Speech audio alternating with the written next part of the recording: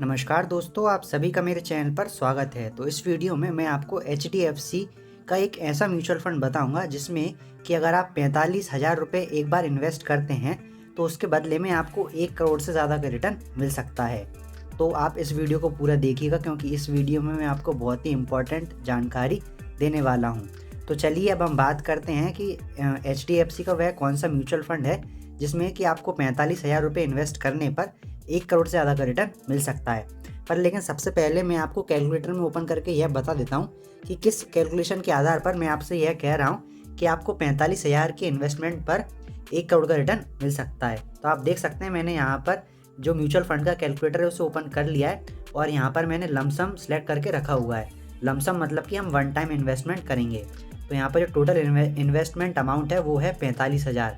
तो जिस mutual fund की मैं बात कर रहा हूँ उस म्यूचुअल फंड से आपको कम से कम 20% का रिटर्न देखने को मिलेगा।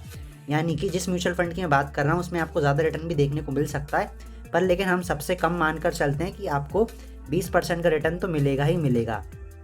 अगर आप 45,000 रुपये की इन्वेस्टमेंट पर 1 करोड़ रुपये का रिटर्न लेना चाहते हैं तो इसके लिए आपको अपने अमाउंट को 30 साल तक इन्वेस्टेड रखना पड़ेगा। यानी कि जब आप 45,000 रुपये इन्वेस्ट कर देंगे HDFC म्यूचुअल फंड में तो आपको अपने अमाउंट को 30 साल तक होल्ड पे रखना पड़ेगा। अगर आप 30 साल तक होल्ड पे रखेंगे तो आपको 1 करोड़ से ज़्यादा का रिटर्न मिल सकता है। तो आप यहाँ पर देख सकते हैं जो हमारा इन्वेस्टेड अमाउंट है वो 45,000 है और यहाँ पर आप देख सकते हैं टोटल वैल्यू जो हमारे 45,000 रुपये हैं उनकी 30 साल के बाद वैल्यू हो जाएगी कुछ 1 करोड़ 6 लाख रुपये। तो आप यहाँ पर देख सकते हैं। तो चलिए मैं आपको ग्रो एप्लीकेशन के अंदर ओपन करके बता देता हूँ कि वह HDFC का ऐसा कौन सा म्यूचुअल फंड है जिसमें कि आपको 45,000 रुपये इन्वेस्ट करने हैं और 45,000 पर आपको 1 करोड़ से ज़्यादा का रिटर्न मिल सकता है। तो आपको सर्च पर क्लिक कर देना है और सर्च पर क्लिक करने के बाद आपको लिखना है यहाँ पर HDFC। तो आप देख सकते हैं मैंने यहाँ पर HDFC लिख दिया है। मैं एक बार और लिख देता हूँ HDFC। तो आप देख सकते हैं मैंने यहाँ पर HDFC लिख दिया है। तो आप देख सकते हैं सबसे पहले यहाँ पर स्टॉक आ गया है, फिर इसके कुछ म्यूचुअल फंड आपके सामने शो हो रहे हैं। तो आपको क्या है नीचे चले जाना है। तो जब आप नीचे जाएंगे तो यहाँ पर जिस म्यूचुअल फंड की मैं बात कर रहा हूँ वो आपके सामने आ जाएगा। तो मैं एक बार बता देता हूँ आपको वो कौन सा म्यूचुअल फंड है। तो मैं इस म्यूचुअल फंड की बात कर रहा हूँ HDFC फ्लेक्सी कैप फंड। तो मैं इस पर क्लिक कर देता हूँ।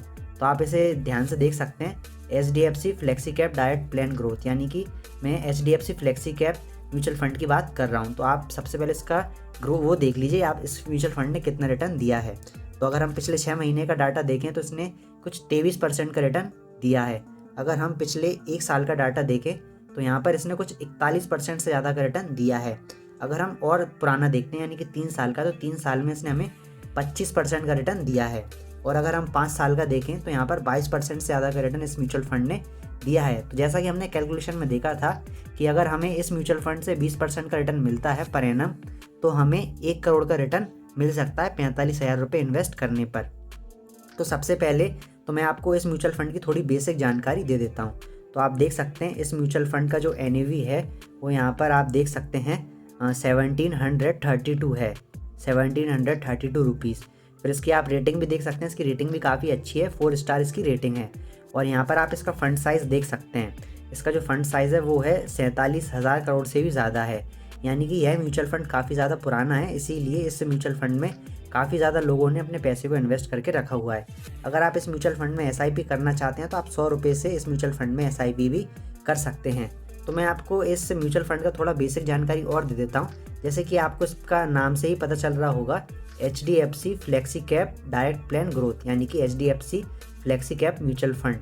तो फ्लेक्सी कैप का मतलब यह होता है कि जो यह म्यूचुअल फंड है, जो ये म्यूचुअल फंड का मैनेजर है, यह उन कंपनियों में मतलब कि हर प्रकार की कंपनियों में इन्वेस्ट करता है। यहाँ पर लिखा हुआ है फ्लेक्सी कैप।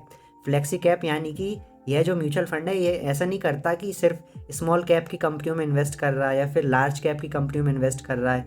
ये अपने इन्वेस्टमेंट अमाउंट को हर एक फंड में मतलब कि बराबर बांट देता है। जैसे कि स्मॉल कैप में बराबर इन्वेस्टमेंट करेगा और लार्ज कैप में भी बराबर इन्वेस्टमेंट करेगा, मिड कैप में भी बराबर इन्वेस्टमेंट करेगा। यानी कि अपनी इन्वेस्टमेंट को अलग अलग प्रकार के सेक्टर में डिस्ट्रीब्यूट कर देता है।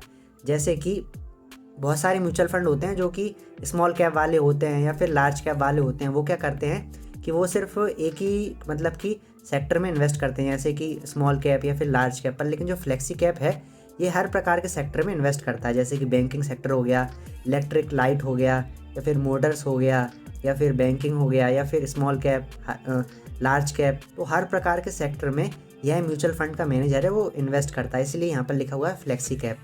तो जो यह म्यूचुअल फंड का मैनेजर है वह उन्हीं कंपनियों में इन्वेस्ट करता है जो कंपनियां आगे चलकर अच्छा ग्रोथ दे सकती हैं। और आप इसमें देख सकते हैं पिछले 1 साल में इसने काफ़ी अच्छा रिटर्न दिया है, 41% से भी ज़्यादा का रिटर्न हमें देखने को मिला है। और हमने कैलकुलेशन में सिर्फ 20% का रिटर्न मतलब कि माना था। अब मैं आपको थोड़ी और जानकारी दे देता हूँ इस म्यूचुअल फंड के बारे में। तो आप देख सकते हैं इस म्यूचुअल फंड ने 45 कंपनियों में इन्वेस्ट करके रखा हुआ है। तो आप इनकी जानकारी भी यहाँ पर देख सकते हैं, ICICI बैंक, HDFC बैंक।